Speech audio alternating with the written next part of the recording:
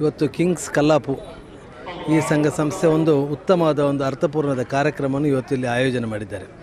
ಇವತ್ತು ರಂಜಾನ್ನ ಪ್ರಯುಕ್ತ ಇವತ್ತು ಉಪವಾಸ ಬಿಡುವಂಥ ಈ ಸಮಯದಲ್ಲಿ ಇವತ್ತೊಂದು ಎಲ್ಲ ಮುಸ್ಲಿಂ, ಹಿಂದೂ, ಕ್ರಿಶ್ಚಿಯನ್ ಎಲ್ಲ ಬಾಂಧವರನ್ನು ಒಂದಾಗಿಸಿಕೊಂಡು ಇವತ್ತೊಂದು ಉತ್ತಮವಾದ ಕಾರ್ಯಕ್ರಮವನ್ನು ಇವತ್ತು ಇಲ್ಲಿ ಮಾಡ್ತಾ ಇದ್ದಾರೆ.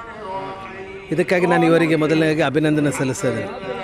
ಇಂಥ ಕಾರ್ಯಕ್ರಮಗಳು ಭಾಳಷ್ಟು ಮಾಡಲಿಕ್ಕೆ ಇವತ್ತು ಅವಶ್ಯಕತೆ ಇದೆ ಅಂತ ನಾನು ಇವತ್ತು ಭಾವಿಸ್ತೇನೆ. ಯಾಕಂತ ಹೇಳಿದ್ರೆ ಇವತ್ತಿನ ದಿನಗಳಲ್ಲಿ ಎಲ್ಲರೂ ನೀವು ನೋಡ್ತಾ ಇದ್ದೀರಾ ಯಾವ ರೀತಿಯಲ್ಲಿ ನಮ್ಮ ಈ ದೇಶ ಸಾಗ್ತಾ ಇದೆ ಅಂತ ನಿಮಗೆಲ್ಲರಿಗೂ ಗೊತ್ತಿದೆ. ಇಂಥ ಸಮಯದಲ್ಲಿ ಸೌಹಾರ್ದತೆ ಬೆಳೆಸುವುದು ಭಾಳ ಅಗತ್ಯ. ಎಲ್ಲರನ್ನು ಒಂದುಗೂಡಿಸಿ ನಮ್ಮ ಎಲ್ಲ ಹಬ್ಬವನ್ನು ಎಲ್ಲರೂ ಒಂದಾಗಿ ಆಚರಿಸುವಂಥ ಈ ಸೌಭಾಗ್ಯ ನಮಗೆಲ್ಲರಿಗೂ ಒದಗಿಸಿಕೊಡಲಿ ಅಂತ ಇವತ್ತು ನಾನು ಇದರ ಮೂಲಕ ನಿಮ್ಮೆಲ್ಲರಿಗೆ ನಾನು ಹೇಳ್ತಾ ಇದ್ದೇನೆ. ಇವತ್ತು ಭಾಳ ಮುಖ್ಯವಾಗಿ ವಿಷಯ ಅಂತ ಹೇಳಿದ್ರೆ ನನ್ನ ಈ ಜೀವನದಲ್ಲಿ ಈ ಸಮಾಜಕ್ಕಾಗಿ ನಾನು ಏನು ಮಾಡಿದ್ದೇನೆ ಎಂಬುದು ಭಾಳ ಮುಖ್ಯವಾಗಿದೆ.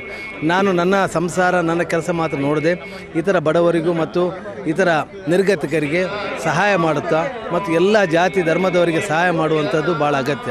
ಇವತ್ತು ಉಪವಾಸ ಅಂತ ಹೇಳಿದ್ರೆ ಯಾಕಾಗಿ ಉಪವಾಸ ನಾವು ಹಿಡಿತಾ ಇದ್ದೇವೆ ಅಂತ ಹೇಳಿದ್ರೆ ನಮಗೆ ದೇವರಿಗಾಗಿ ಹಿಡಿತಾ ಇದ್ದೇವೆ. ಆದರೂ ದೇವರಿಗೆ ನಮ್ಮ ಉಪವಾಸ ಅಗತ್ಯ ಇಲ್ಲ. ದೇವರು ಯಾಕಾಗಿ ನಮ್ಮ ಉಪವಾಸ ಇಲ್ಲಿ ಮಾಡಿಕೊಟ್ಟಿದ್ದಾನೆ ಅಂತ ಹೇಳಿದ್ರೆ ಬಡವರ ಹಸಿವು ನಮಗೆ ಅರಿತುಕೊಳ್ಳಲಿಕ್ಕಾಗಿ ಈ ಉಪವಾಸವನ್ನು ನಮಗೆ ಕೊಟ್ಟಿರುವಂಥದ್ದು. ಈ ಉಪವಾಸದಿಂದಾಗಿ ನಮಗೆ ಅರ್ಥವಾಗ್ತದೆ ಬಡವರು ಹಸಿವಿನಲ್ಲಿದ್ದಾಗ ಯಾವ ರೀತಿಯಲ್ಲಿ ಕಷ್ಟದಲ್ಲಿರ್ತಾನೆ ಅಂತೇಳಿದೆ. ಹಾಗಿರುವಾಗ ನಮಗೆ ಉಪವಾಸ ಹಿಡಿದಾಗ ಮಾತ್ರ ನಮಗೆ ಅರ್ಥವಾಗೋದು ಬಡವರ ಕಷ್ಟಗಳನ್ನು ಅರ್ಥವಾಗೋದು. ನಮಗೆ ನಮ್ಮ ಪೈಗಂಬರ್ ತಿಳಿಸಿರುವುದು ಅಷ್ಟೇ, ಇತರ ಪಕ್ಕದ ಮನೆಯಲ್ಲಿ ಯಾರು ಹಸಿವಿನಲ್ಲಿದ್ದರೂ ಅದರ ಹಸಿವನ್ನು ನೀಗಿಸಿ ನೀನು ನಿನ್ನ ಹೊಟ್ಟೆಯನ್ನು ತುಂಬಿಸುವ ಎಂಬುದು ನಮಗೆ ಹೇಳಿಕೊಟ್ಟದು. ಅದೇ ರೀತಿ ಇವತ್ತು ಕಿಂಗ್ಸ್ ಕಲ್ಲಾಪು ಅವರು ಏನು ಇಂಥ ಕಾರ್ಯಕ್ರಮವನ್ನು ಆಯೋಜಿಸಿದ್ದಾರೆ, ಇದು ಅವರು ಶ್ಲಾಘನೀಯ ಮತ್ತು ನಾನು ಅವರಿಗೆ ಅಭಿನಂದಿಸುತ್ತಾ ಇನ್ನೂ ಇಂಥ ಭಾಳಷ್ಟು ಕಾರ್ಯಕ್ರಮಗಳು ಅವ್ರಿಗೆ ಮಾಡಲಿಕ್ಕೆ ದೇವರು ಅವರಿಗೆ ಅನುಮಾಡಲಿ. ಇಂಥ ಭಾಳಷ್ಟು ಕಾರ್ಯಕ್ರಮಗಳು ಅವ್ರು ಮಾಡ್ತಾ ಇದ್ದಾರೆ, ಬಡವರಿಗೆ ಸಹಾಯ ಮಾಡ್ತಾ ಇದ್ದಾರೆ. ಮುಂದೆ ಅವರಿಗೆ ಸಹಾಯ ಮಾಡಲಿಕ್ಕೆ ಅವರಿಗೆಲ್ಲರಿಗೂ ನಮ್ಮ ಸಹಕಾರ ಯಾವತ್ತೂ ಇದೆ ಅಂತ ಹೇಳ್ತಾ ಇದ್ದೇನೆ.